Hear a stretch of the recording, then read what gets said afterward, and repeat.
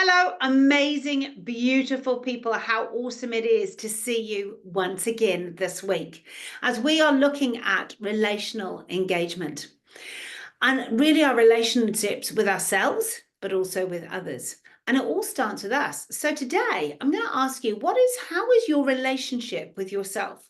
On a scale of 0 to 10, if 10 was, oh my goodness, I'm pumping, I'm happy with everything, like I'm really just thriving. And I actually genuinely love myself. Not I love myself, look at me, but I genuinely just honor who I am and how I'm made, and that this is the journey I'm meant to be on.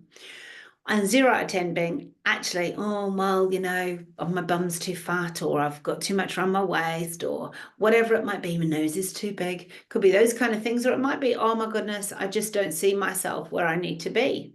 So I'm just asking you a question today. How is your relationship with yourself?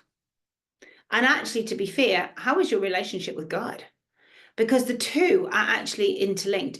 How you see God is how you'll see yourself. And how you see yourself is then how you will go out and see other people. So I know that I have no one to blame but myself for my shortcomings. And it's actually time to look at the gift that I am, not the curse, to look at the gain, not the gap.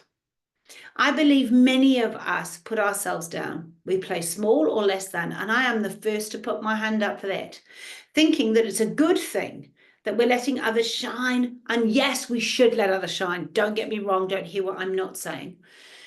But actually avoiding confrontation isn't actually always the best way. Sometimes iron sharpens iron. We need to nut some things out. I've just come out of a difficult conversation with a beautiful friend of mine. Just as I'm trying to nut things out and work things out, do I fit in this space, or is it time for me to move on? And relationships are built on honesty and trust, on love and on gentleness and on kindness. It's a two-way. Relationships are two-way. Now, my two-way for me, it makes it really easy. My two-way is here to here. God, what do you say about me? Who am I in your eyes? Rather than out there to here, because actually then I'm just living on everybody else's expectations and everybody else's opinions of me, or perceptions of me, rather than perspective. So ultimately, if I want to feel honored and valued, where does that start? Right here with me. If I'm not honoring and valuing myself, then how can others honor and value me? If I'm not honoring and valuing myself, then how can I honor and value others? My world, everything that happens in my world happens because of me, because of choices that I make. Everything that happens in your world listening to this is because of choices that you make. So let's make them good choices. Let's make it healthy. Let's make this world a better place as we all make really healthy, abundant, wonderful choices that work for ourselves and work for others. This term in Winning in the Game of Life, we've been literally pausing, reflecting and reframing on our relationships with ourselves and how we play small. Well, how when we play small and put ourselves last, thinking it'll be good, it's actually realizing it's not. So thinking that we're doing good, but then actually realizing we're not actually helping at all. I have been guilty many times of falling into the trap of expecting others to solve my problem. Whatever the problem is at the time, it's actually down to me. Sometimes it's not feeling loved, not feeling valued. Sometimes it's about not feeling like I'm seen or heard, or having the space to express how I feel. We've had a bit of that this weekend. But I'm blessed to have an amazing relationship with God and to have done years of personal growth.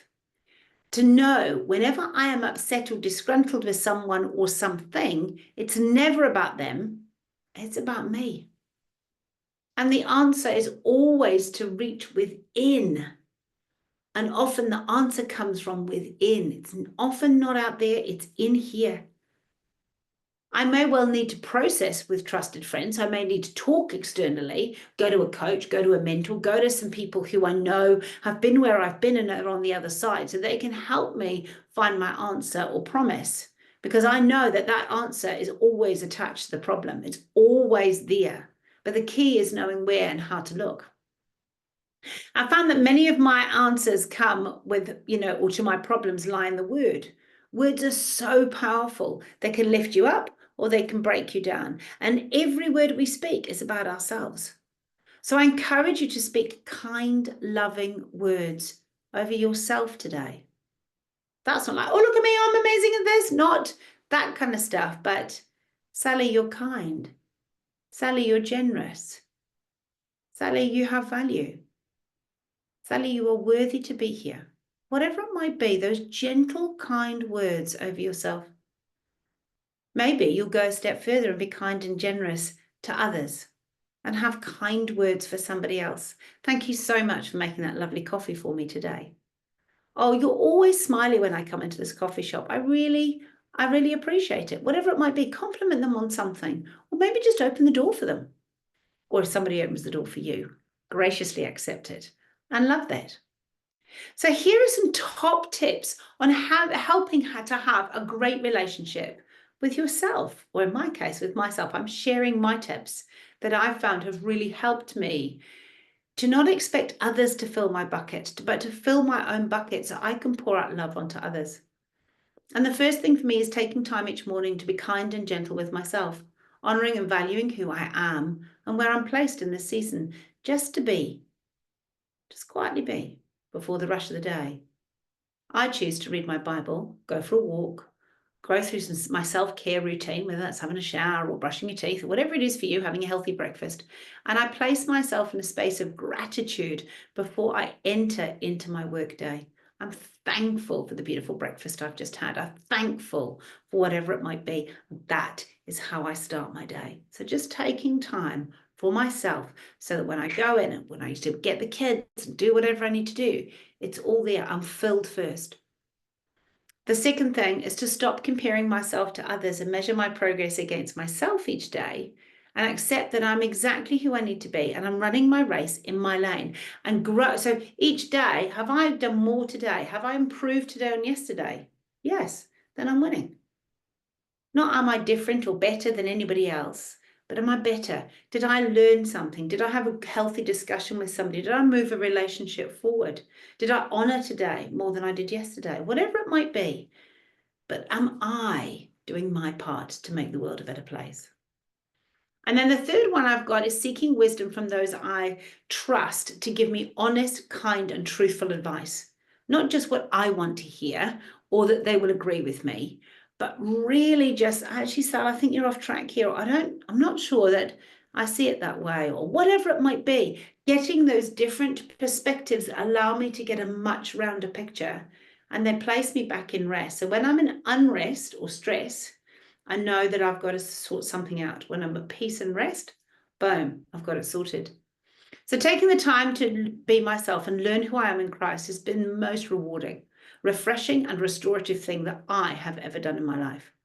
I went from hating myself and my body and my thoughts and others to being at peace with who I am and who others are.